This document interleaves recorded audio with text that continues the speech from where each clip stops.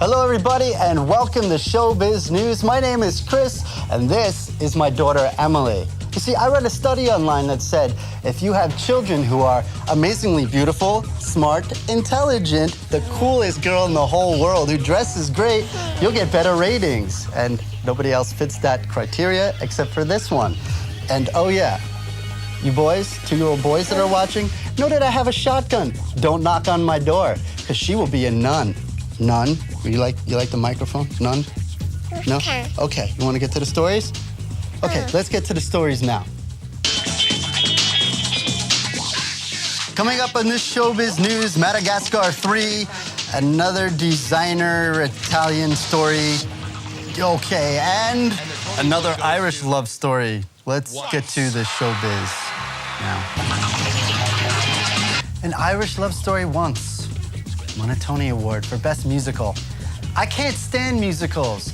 I don't understand them because in the middle of a sentence, they'll just start, I don't know what I'm talking about. The girl looks really good, can't you tell? Out of nowhere, they start singing. Stop it. Well, I am Irish American though, so I hate to do this. I'm gonna get beat up by many men. I love this musical. It's the best thing I've ever seen. Brought a tear to my eye, then joy, then a little sad, then a little, I think you're gonna love it too. Erin go bra, Chucky Allah. Play. Stage. Once, the musical adaptation of an unlikely love story of a Dublin street performer and a Czech piano player won 8 Tony Awards on Sunday, June 10th, as Broadway honored its best plays and musicals.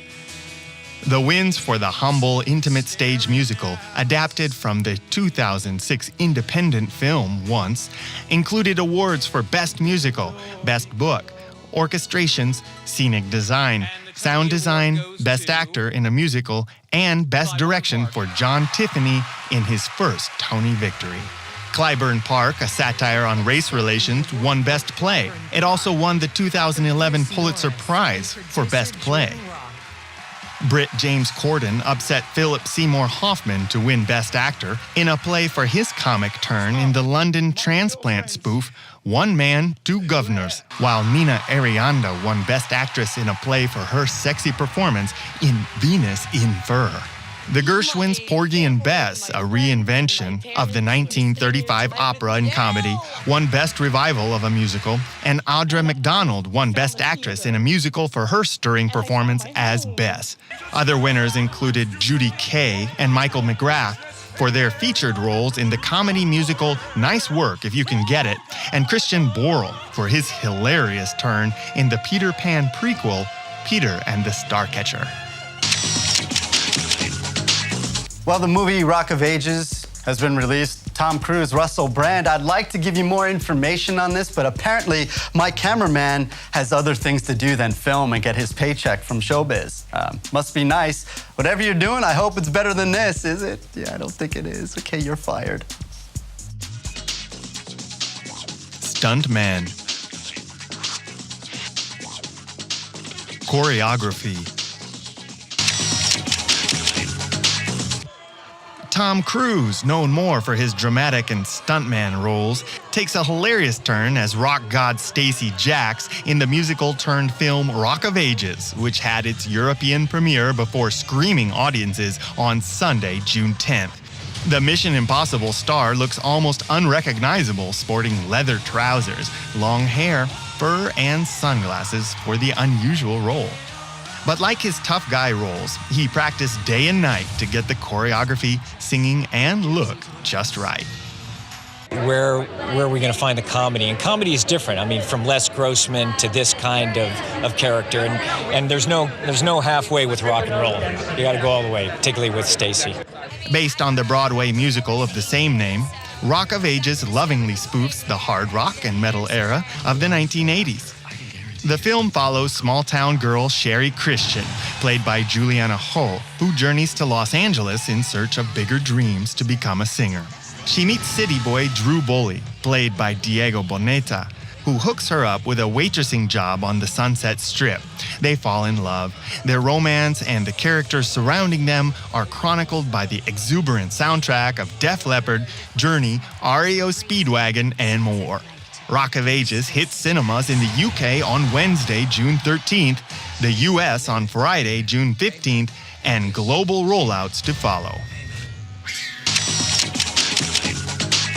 Well, you may have heard that the Euro 2012 championships are taking place right now in soccer, football, whatever you want to call it. And there's a lot of countries creating their national anthem songs that inspire nationalism. I don't know. But I got some emails from people in Ukraine, and watch what I do with this.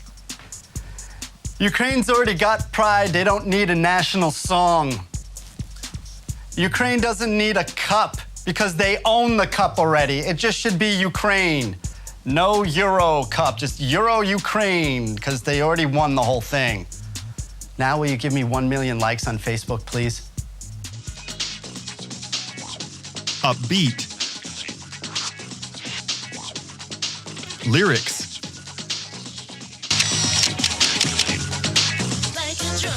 As the Euro 2012 football tournament has kicked off in Poland, so the various countries' songs supporting their teams are also hitting the airwaves and music stores. The official anthem of the entire tournament is the upbeat Europop number Endless Summer by Oshana.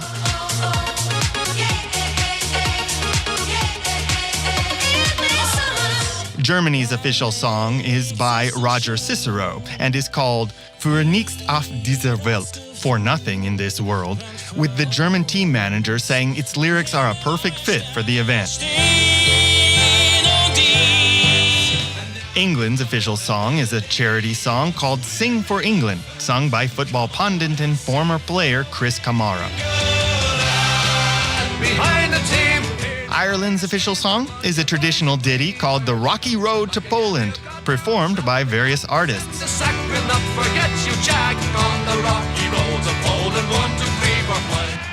Denmark's official song is We Won Today by a pop group called Nick and Jay. And Sweden's effort is by a pop-punk band, Neverstore, and called We Against the World. Time for the song of the week, and it's Dirty Heads Spread Too Thin. You guys done fighting now? God, there's a lot of anger filming Showbiz today. Just know, everybody that's here, producer, look at me. I love you. You want a hug? Cameraman. Cameraman. Cameraman. I don't love him. Enjoy the song. Spread way too thin. Everybody wants to know what's happening. I'm spread way too thin. What's the big rush now? Tell me why you're rushing.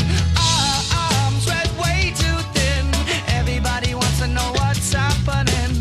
I'm spread way too thin. What's the big rush now? Tell me why you're rushing. Why you rushing? Why you rushing? Well, everybody's calling, but I just need some time. I just need some room to breathe again. Better clear my mind. You don't need to be here, all up in my face. We need to find the right solution, put you in your place. I said, hey, I got a lot to say to you. Hear what you say, it's not true. So this is what I'm gonna do. Look at me, I'm gonna let you know. I'm spread way too thin. Everybody wants to know what's happening. I'm spread way too thin. What's the big rush now? Tell me why you're rushing. Why you rushing? Why you rushing? This has got me twisted in the worst kind of way. You put me down when I'm not around, and then you smile at my face. There was a fashion show in France by some Italian designer that I never heard of, and probably you didn't. Here's where I want to go with this one. You see these things? These are all made from cloth, right?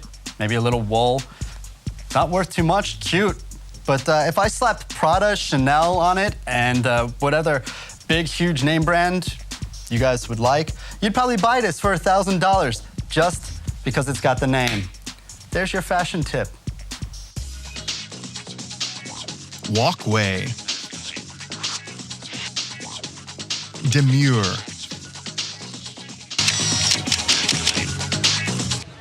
For one night only, the masterpieces of the Louvre in Paris shared their home with the latest collection by Italian designer Salvatore Ferragamo on Tuesday, June 12th.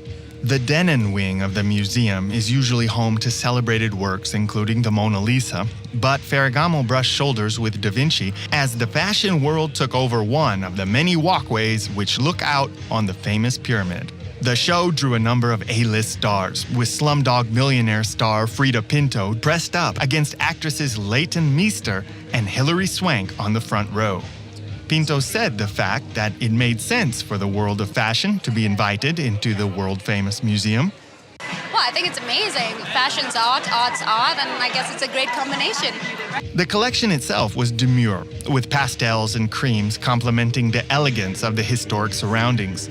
There was very little flesh on display, with knee-length skirts paired with knee-length patterned boots. Flat and heeled varieties of patterned boots were a standout feature of the show, appropriate for a label whose origins are in footwear. Time for Showbiz Digest, and once again, Lindsay Lohan was in a car wreck because she is a wreck. Let's walk through this really quickly. This is about her 5th car crash. Here's a pointer. Don't drive anymore, Lindsay. You're horrible at it. She's been arrested and gone to court a bunch of times for drinking and drugs. Here's another pointer. Don't go to nightclubs or hang out with people that are doing that. Are you an idiot? You're taking for granted something that everybody here wish they could have. Minus the drugs and car wrecks. They want to be superstars. And your superstar is kind of falling. Just as I said. White trash. The third animated Madagascar film stampeded past sci-fi thriller Prometheus to top the U.S. and Canadian box office charts with nearly $61 million in ticket sales over the weekend. Madagascar 3, Europe's Most Wanted, also performed well internationally, bringing global ticket sales to $135.8 million in its opening weekend. In second place, Prometheus, starring Charlize Theron, pulled in $50 million. The thriller from Ridley Scott opened overseas 1 week ago, and the movie's global ticket sales now stand at $141.5 million. Last week's box office winner, Snow White and the Huntsman, slipped to third place with $23 million. The dark take on the classic fairy tale, also starring Theron, has pulled in $83.5 million around the world since its debut. Actor Matthew McConaughey and Brazilian model Camila Alves tied the knot on Saturday in an intimate wedding at the couple's home in Austin, Texas, according to media reports. A Texas native, McConaughey announced at the Texas Hall of Fame Gala in March that he and Alves were relocating from California to Texas to raise their almost 4-year-old son and 2-year-old daughter. The 42-year-old McConaughey and 30-year-old Alves met in 2006 at a bar in Los Angeles and have been dating ever since. Lindsay Lohan escaped injury in a major car crash on Friday after her Porsche collided with a large dump truck on a Southern California highway. Police said Lohan was driving her black Porsche with an unidentified male passenger on her way to the set of her latest movie project and collided with the truck.